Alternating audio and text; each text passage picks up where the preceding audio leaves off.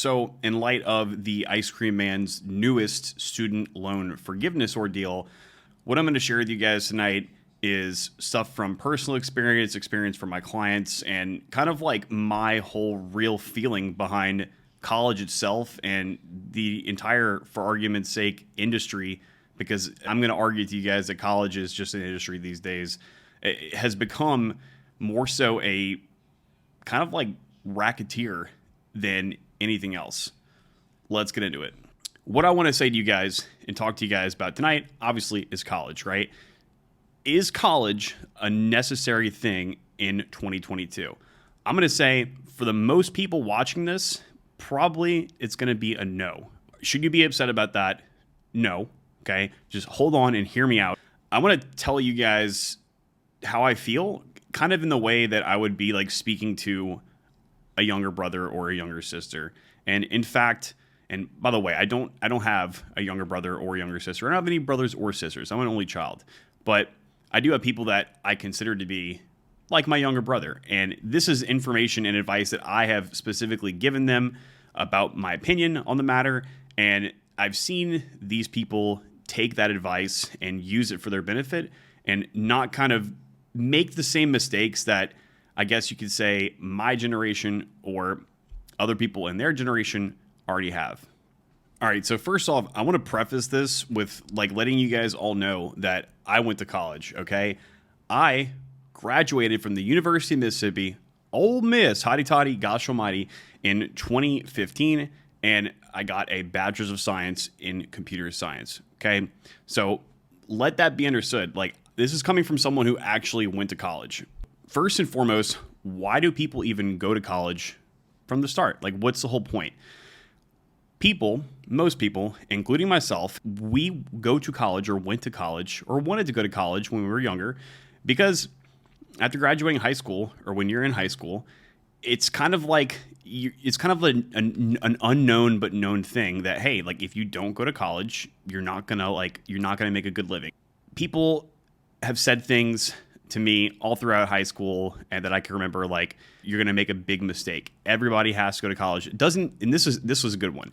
People told me it doesn't matter what you study. It only matters that you studied something and the money will come. If you follow your passions, the money will come. Now, while that might partially be true, that's not going to be true for a majority of people in current year. Being a kid in high school, it kind of became this like understood thing that you just need to go to college to be successful. Was that the case? Maybe. I'd say maybe it might have been the case for a period of history in humanity where that was the standard, that was the end all be all, and there wasn't a lot of other options out there. Nowadays, that so much isn't the case, regardless of really on a kind of like whatever field that you're studying. The first and main reason that people go to college, it's primarily intended as a means to make more money, to make a better life, and to get all these things that you were promised or you were told that you're going to get if you go to college. When you're told these things, usually you're like 16, 17, 18, 19, 20, 21 years old, you're young, and you're thinking to yourself, yeah, I don't want to be left out. I don't want to be a bum on the street. I don't want to be a bozo. I should go to college too. I definitely need to go to college. But since you are going to college because of things like money and a better life and being able to afford a better life, most importantly, you would think that at the very least, you would want to take a look at how much money it's going to cost for you. And not just money, time too. How much money and time is it going to cost for you to attend college itself? Because you're going there to get a better life and to make more money. How much that investment itself is going to cost, you'd think at the very least you'd be concerned about that, right? All right, so I'm sure if you've been alive and you had a pulse in the last couple of years, I'm sure you're aware that the cost of a lot of things has increased drastically in really just a short time period. Take a look at the price of a house in the 1980s, the average price of a house in the 1980s versus the average price of a house today. Well, if we look right here, guys, the average price of a home in like the 1980s, the average sales price of a home was like $74,000. Let's just say it's $100,000. All right. Now, today it is about $514,000. So that is a home. Homes have gone up drastically. We can see that. Now, what else has gone up drastically since the 1980s? The average price of a car in the 1980s was very, very cheap. I mean, if we're looking right here, the average cost of a car in the 1980s was around $7,000. If you guys look, a brand new Mustang, $6,572. Now, what about the average, and these are new vehicle prices, by the way. What about the average new vehicle purchase price from 2022? This data is coming from Kelley Blue Book, and it says it is above the $48,000 mark. So we go from the average price of a home to being like 70. Excuse me, I said 100,000, but it was like 70. $100,000 to like $500,000, right? So that we know that housing prices have gone up.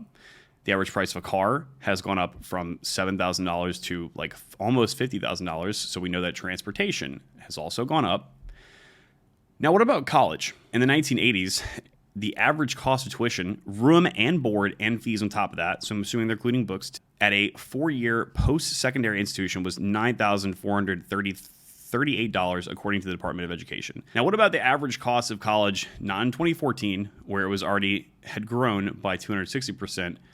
What about 2020? This report highlights says the average cost of college with an asterisk. So I'm already smelling some susness off of this right here.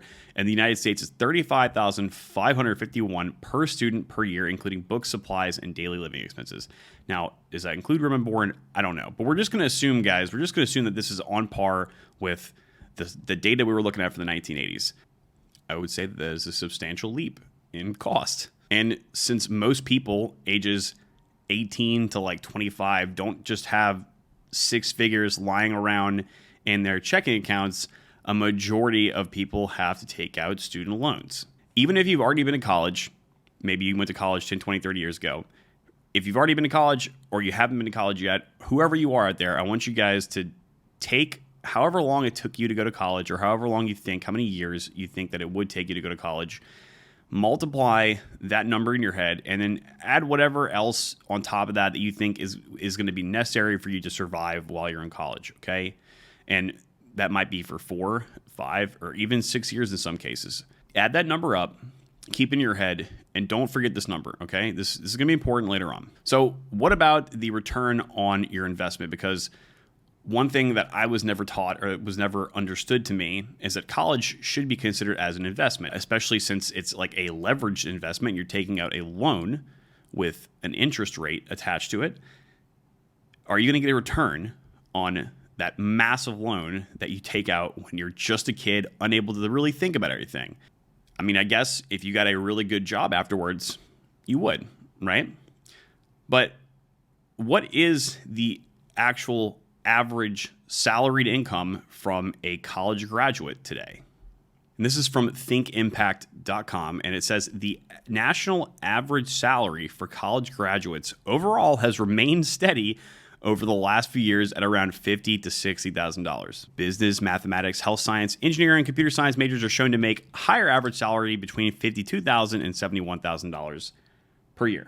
First off, I would say that it's probably not good that the average college graduate salary has remained steady in the last couple of years when everything else is increasing. But nonetheless, there you go. There's the number that you would be making before taxes, by the way, before taxes, after you were a college graduate. And maybe if you were in a computer science, you were a computer science guy, you're an engineering person, maybe math, you did something niche, a little bit, I would say, harder than like underwater basket weaving, you might be a little bit above that. If you guys remember that number in your head that I told you guys not to forget, well, now I want you guys to take a look at what you would be getting paid or what you could expect to be getting paid salaried per year before taxes as a college graduate. And then I want you guys to think about taxes being removed from that, how you're going to get that paid out on a bi-weekly or weekly or monthly basis, how you're going to have to pay living expenses like rent or mortgage, your car note, your electricity bill, and food. And let's forget about all the things that you want to do in life that actually cost money that you went to college to be able to afford to do in the first place.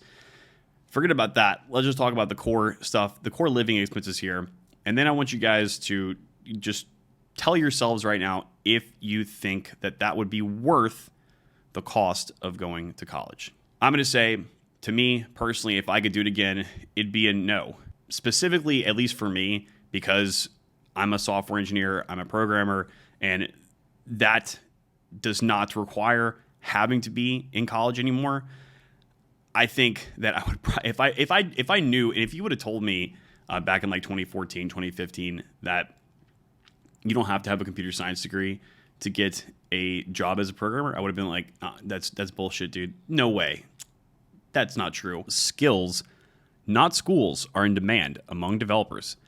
College isn't the only way to get a dev job these days, and employers increasingly don't look for degrees.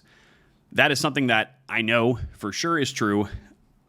Many reasons that I won't discuss, at least right now, to make the point across, but if you dig deeper into it, they did a survey in 2021, and it said that almost 60% of respondents learned to code using online sources. There's a lot of other information out there regarding this, guys.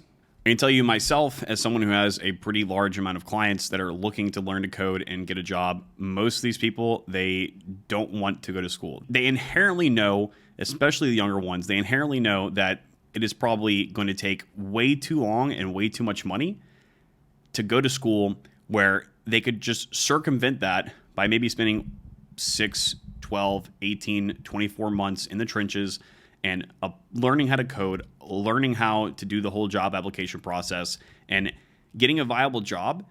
Once you get that first job on your resume, after that, college is kind of irrelevant, okay? And most people, they know that. They know that it's not worth them spending $100,000, $200,000, $300,000 and 3, 4, 5 years from their life, putting them backwards when they're going to graduate and maybe have a slightly better chance at getting an entry-level job at some companies that still believe that that's the most important thing ever, than to those who don't, okay? Now, I'm going to go on a limb here and say that even if you happen to get $20,000 of your student loans forgiven, you're probably still way in the hole deeper than someone who maybe spent a couple hundred, $1,000, $2,000, $3,000 doing like a boot camp or something like that. They also did not lose years off their life doing that just in hopes to get a better job. It seems to me, guys, that the whole collegiate system has became just kind of like this kind of monster that is just incentivized by the U.S. government to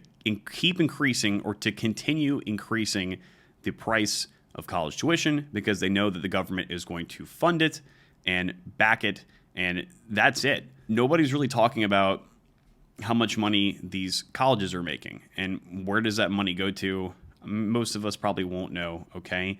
But either way, if you're young and you're considering taking out a large amount of money to study something that, what I say, wouldn't be a hard skill, I don't mean to hurt your feelings. I actually only mean to help you. Maybe there's another way that you can go and accomplish the learning that you need, okay? As opposed to 3, 4, 5, 6, 7, 8 master's degree, etc., and lots of money in student loan debt. One thing important about the student loan debt is that if you file for bankruptcy, you can't remove your student loan debts from your bankruptcy, okay? It stays on there.